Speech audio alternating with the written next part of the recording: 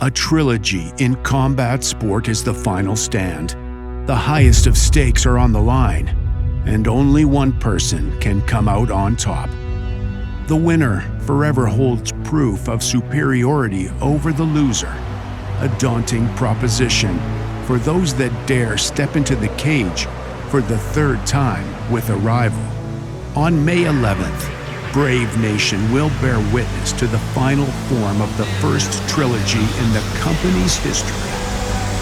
Bantamweight world champion Nkosi Andebele is set to face Jose Torres for the third time. Who's the bravest? With the score tied, this means everything. And I always say that this is not just a random trilogy fight. This is 15 months, you're fighting 3 times. That's what really makes this trilogy special. You're looking at a lot of factors attached to it. It's breaking records by itself. You're having a trilogy fight that's taken place in 3 different continents. First trilogy in Brave's history as well.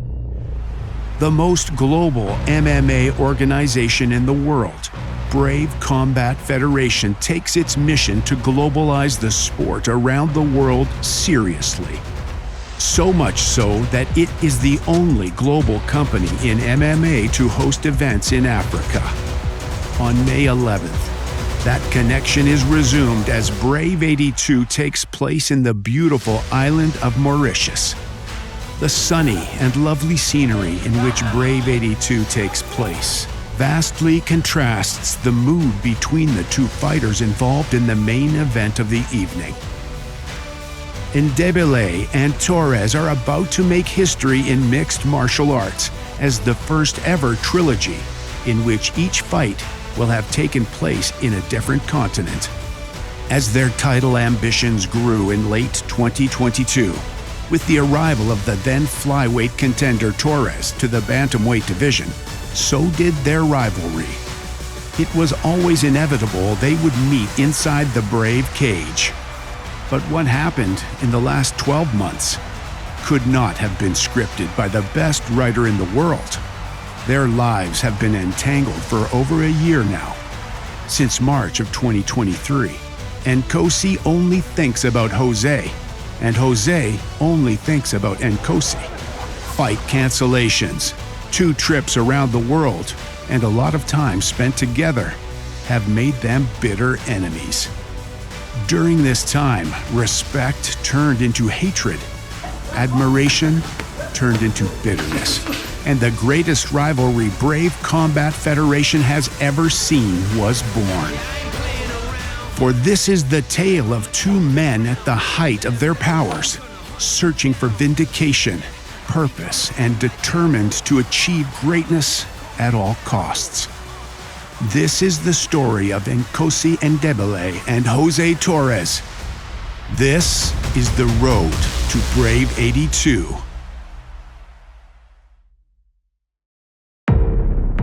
The trilogy is especially complicated for whoever lost the second bout.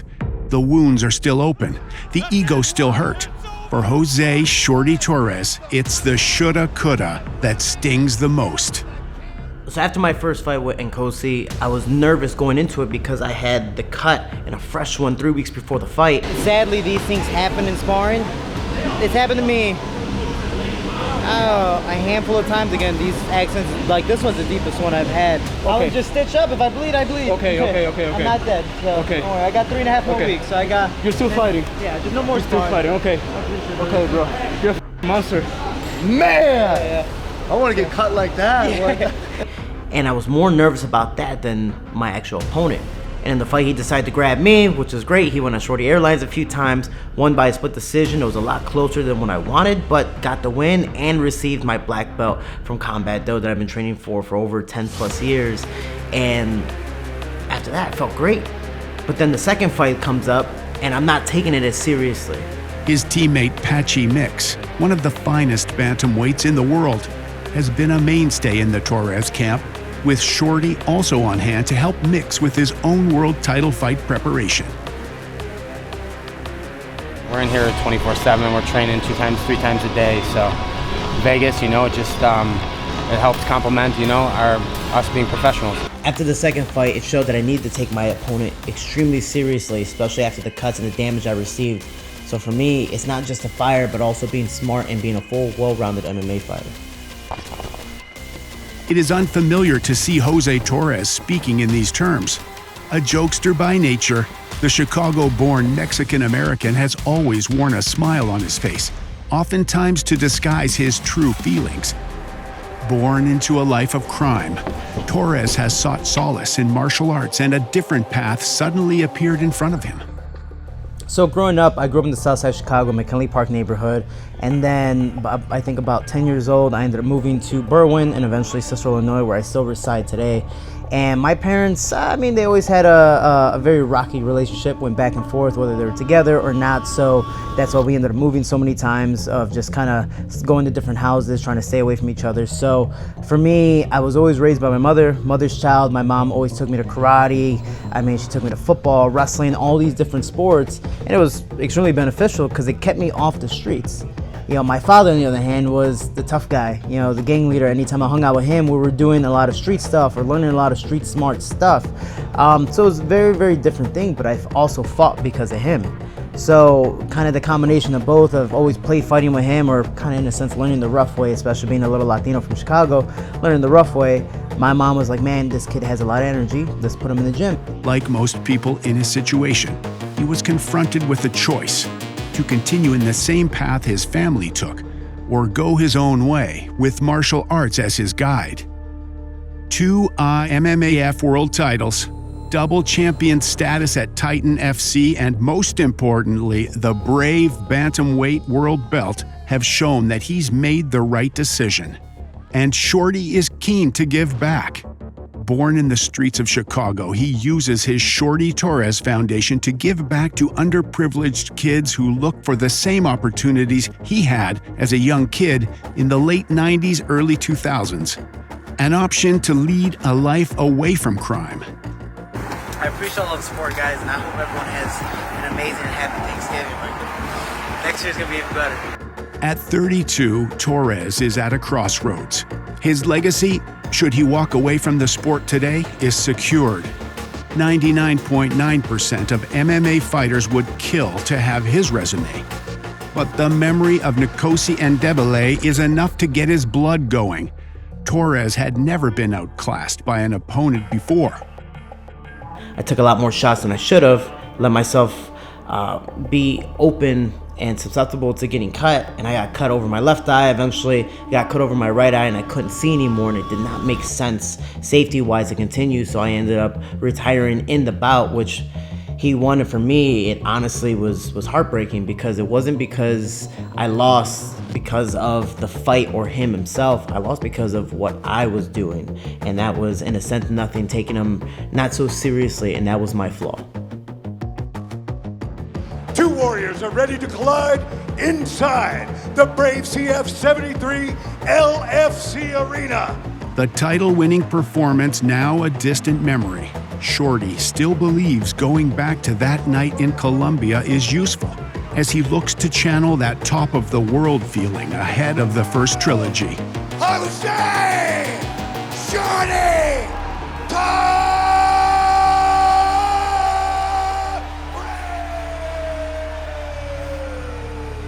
So the fight just ended, and for me, the cards are taking a lot longer than expected, which usually means it's going to a split decision. And I'm wondering, I'm thinking, I did enough to win, but now I'm contemplating what rounds could I've given to him, or what rounds were to me. And I'm thinking in my head, no problem, I won this fight. And then overall, the cards start being read, and from there, I knew I was going to get the win. And I also received my black belt that day, received the Brave Combat Federation belt, and I felt fantastic, especially after receiving a cut 3 weeks before the fight and coming in and still pushing to get the win. For the current champion, the memories of that Bogota evening present a different type of motivation. The first fight, I won clearly. I even told them, even after the fight, I told them that I became a champion that night, and I was very much confident. And I knew what went wrong, and I knew then my capabilities, especially against Jose Shorty Torres.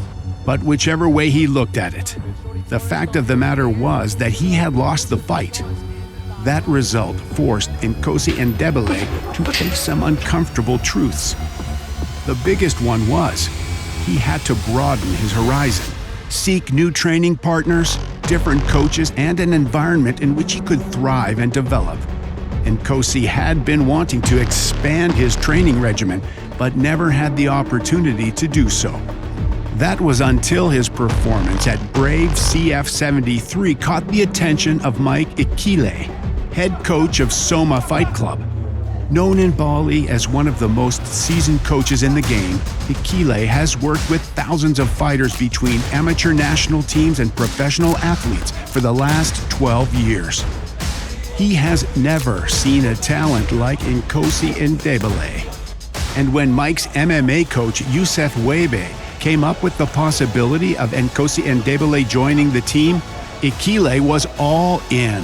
For me, when you look at that, he has all the attributes of a champion, and so having champions in the team is always something that's really good for us. I've known Nkosi for a while because his manager is one of my friends and the manager of Mohammed Fakhruddin, who is a double-weight champion in Brave. Eventually he came to train here. Now he's training with a high-level guy. And over here he's training daily, where usually in South Africa he didn't have that. He didn't have the consistent coaches, the consistent programs, the consistent teammates. Where over here he's having it all and he's getting taken care of. Leaving South Africa for an extended amount of time was a hard proposition for a young man who values family over everything, but something he needed to do. After losing his father at a young age, Nkosi Ndebele, who comes from a Zulu background, was raised by his mother, whom he credits with giving him the mental fortitude to achieve such great heights in his chosen profession. I had to make my own means, and chances to survive, and grow up, because I lost my dad at a very, very young age, and my mom is the hero who groomed me up, and I am where I am today because of her. And that lady is a princess, she's the queen. Uyimbokodo, in Zulu we say Uyimbokodo, she's the rock. And so she had to make all means to make sure she's grooming a wonderful young boy. And as tough and as hard as it was, from the family, because they would tell it, it's impossible. It would be very difficult for her to groom me on her own. So they would want to take me away from her so that my uncles can groom me and stuff. But she fought for that, and I'm glad she did, because I don't know where I would be if it wasn't for her.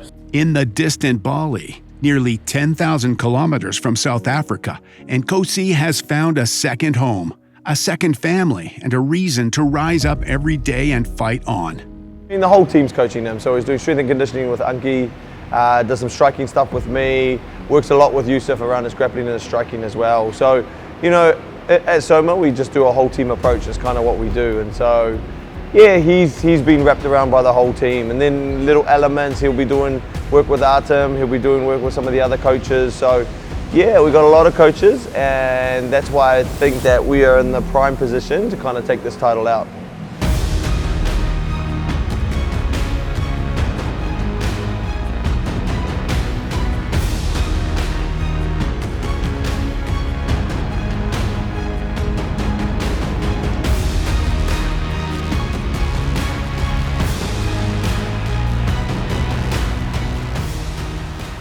With his South African and Indonesian family by his side, Ndebele put on perhaps the most impressive performance in Brave CF history to capture the bantamweight title in fight number 2 against Jose Torres.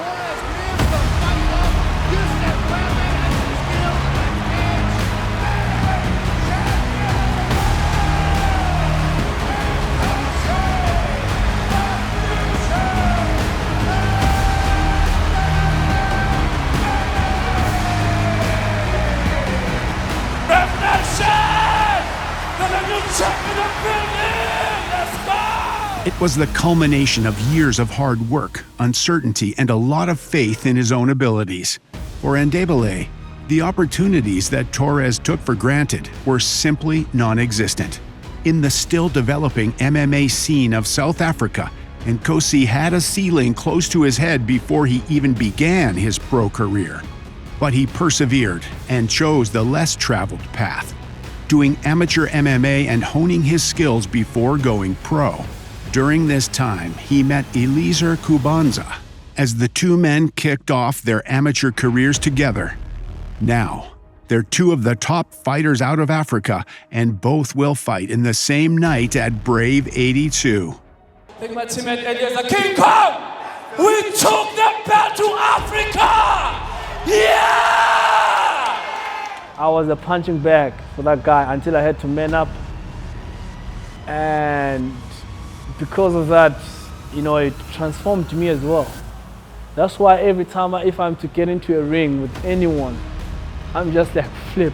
I used to take that guy's punches, those kicks, to my body, to my head. I used to take those things, you understand? And now when I fight someone else in my weight category, it's just like flip, bro. When I imagine that, you know, the last fight, he came at the backstage, he came to me, he's like, bro, you know, and he had tears in his eyes, he's like, bro,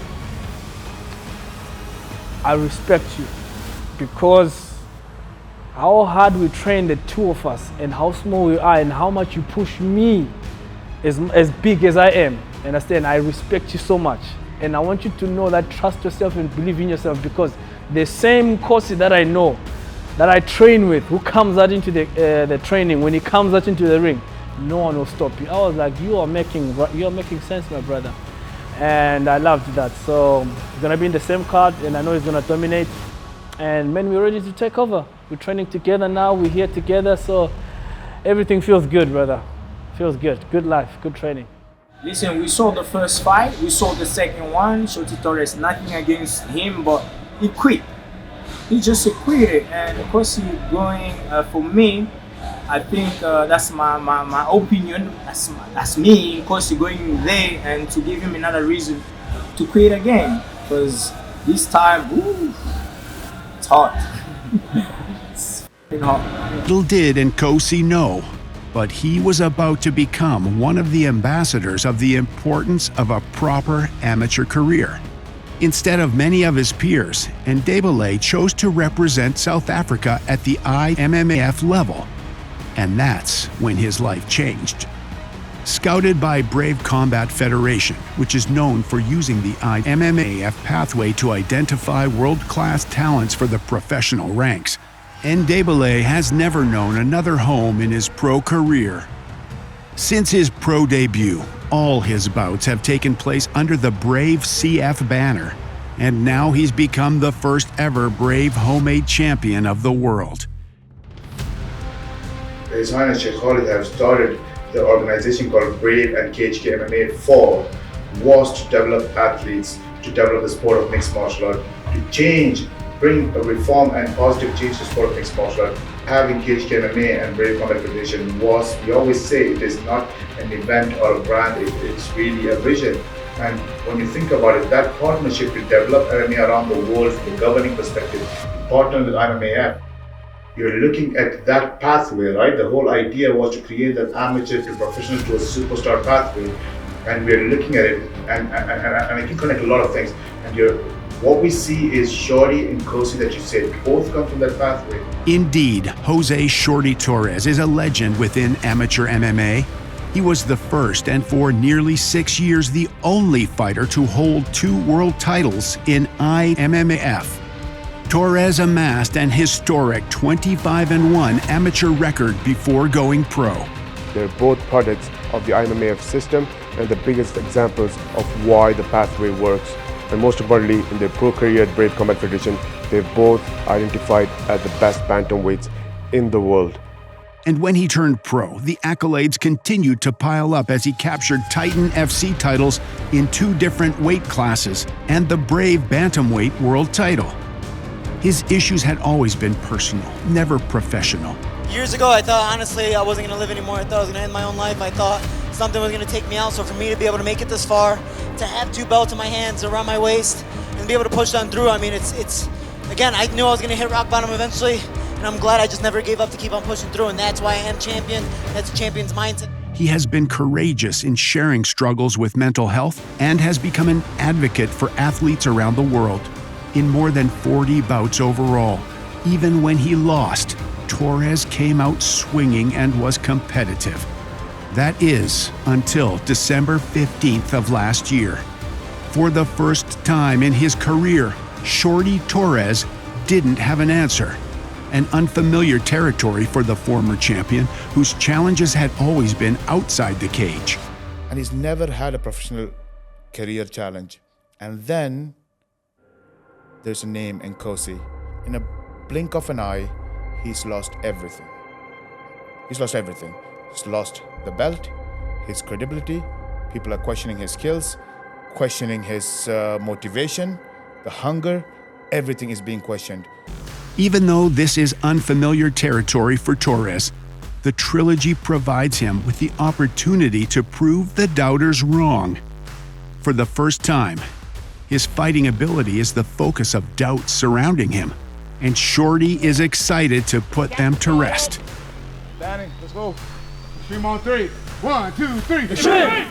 He's tough, but because of that, I gotta be tougher. I know it sounds cliche, but I gotta do what I gotta do, and I know how.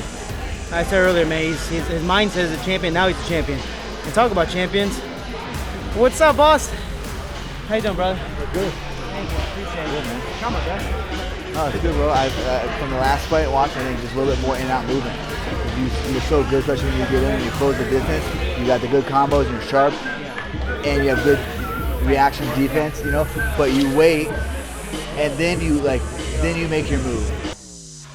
After the second fight, it didn't go my way. I took 2 cuts, couldn't do what I wanted to do, and because of that, I felt so disappointed, but leading up to this 3rd fight, it just gave me that fire again. We started coaching him, and we developed a good friendship, you know, and also we train really hard. We get to know each other, you know, like as friends and fighters. So he likes the way that I work, and he told me that, okay, I want to get this belt back, so I think you can help me, and I was like, I'm down for it. I'm your friend, and I want to see your success, you know, regain that title from Brave. It's a huge deal for us, and that's how I met him, and that's why I'm working here with him.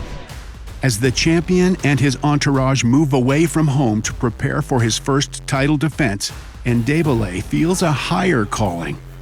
In his role as Brave CF champion of the world, Ndebele believes he has a duty to African MMA to lead the development of the sport and to represent the continent around the globe. Man, it felt good going back to my city, from my hometown where I started in Diepsloot, going back to the schools, you know, motivating them, you know, them looking at me going, wow. You know, we used to see you going to do karate here, you know, we didn't think you would go so far with this thing, and look at you now, you know, and it's amazing. You know, they couldn't believe it. You know, they couldn't believe that this sport can actually take me to where I am today. And it was really, really motivating to them. And I told them that everything is possible. Even now, man, they still look up to me to say, wow, we didn't know that we have the best, and the best came out of our, you know, small location, you know, which is Diepsloot. It's none of gangsterism, it's none of crime, it's none of bad things, you understand? But I'm trying to change that. So it felt good going back and being that positive, you know, and bring that positive news, you know, to say, hey, as much as Diepsloot is known for this, look what we've got. You know, being champion of Brave is a really, really good feat. It's such a large organisation that, you know, to be able to be the champion and be the person that can raise their hand inside of that place is actually a really good thing. You're talking people like Kamzat and all those guys, they've all come through Brave. However grand his plans are, Ndebele realizes they can all come crashing down should he relinquish the title back to his foe. This time I'm gonna put him away, and in a dominant way, and we will make it look very easy. Very, very easy. The tone on Ndebele's words suggest he still hasn't gotten over Torres' first win.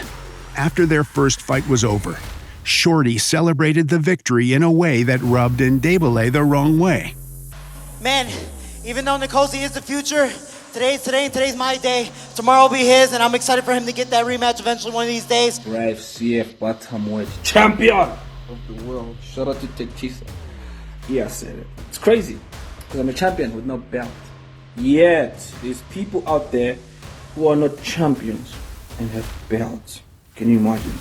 This life is unfair, people. Him, I felt what I needed to feel, and I knew what I was capable of. So I went back, I trained hard, I sacrificed a lot, trust me, and I'm glad it paid off. Because it wasn't because I lost because of the fight or him himself. I lost because of what I was doing. He doesn't really deserve a match, a rematch.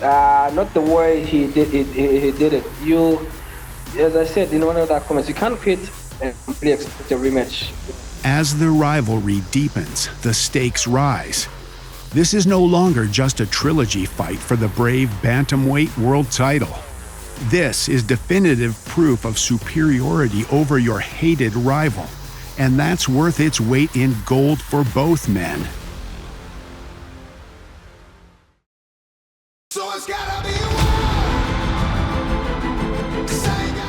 It is often said that in mixed martial arts, tough fighters accept all fights, but great fighters make their own fights.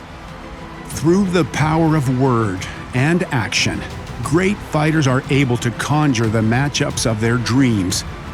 The great fighter is willing to go above and beyond to get what he wants and will stop at nothing to receive the opportunity he feels he deserves. The history of the Nkosi Ndebele and Jose Torres trilogy is exactly that. A history of two great fighters pulling all stops to get what they want. First, they both wanted the world title. Then, Nkosi Ndebele sought revenge, and Torres authentication as a champion. Now, the challenger is in search of redemption, while the champion demands validation.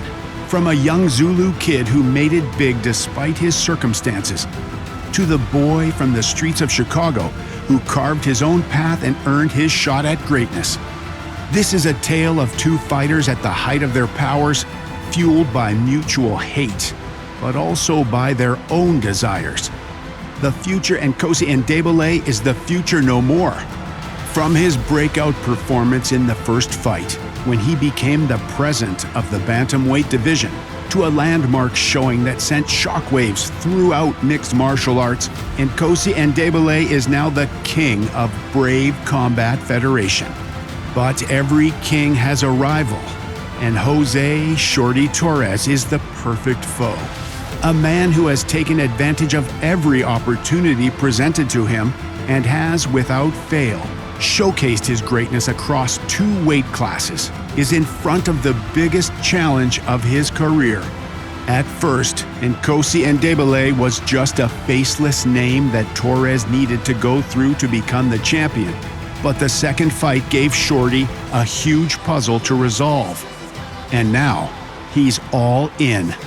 No tomorrow, no after-fight plans, straight business. When Shorty Torres lands in Mauritius for Brave 82 Fight Week, the message will be clear. There's only one outcome possible, and that's to win and recapture the Brave Combat Federation throne.